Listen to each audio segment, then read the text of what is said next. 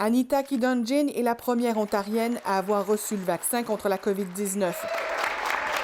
4 de ses collègues qui travaillent dans un centre de soins de longue durée de Toronto ont aussi obtenu une dose. We have been waiting for this for so long, and I'm here now, and I'm so thankful.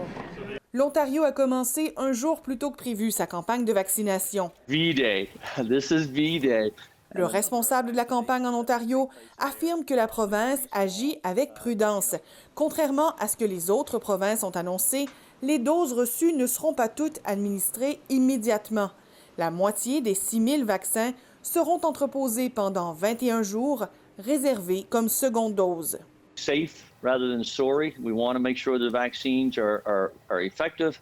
And to do that, you do need the 2 vaccines. Mais les chances en ta faveur qu'au moins les vaccins que tu administres en ce moment vont servir à quoi. Tandis que si tu en donnes seulement un, il y a des possibilités et les données montrent qu'environ presque la moitié des gens ne seront pas immunisés adéquatement. Ça fait qu'essentiellement, tu gaspilles jusqu'à environ la moitié des vaccins.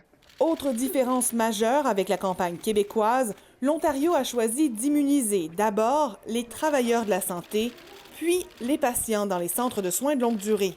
Mais on ne sait pas jusqu'à quel point la personne qui est vaccinée n'est pas aussi possible d'être porteur du virus.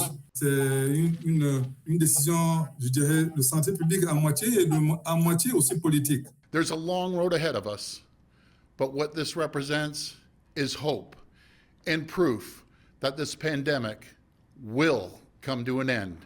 Le premier ministre affirme que ces premiers vaccins représentent l'espoir que la crise sanitaire se terminera un jour. Mais ce jour est encore loin, rappelle Doug Ford.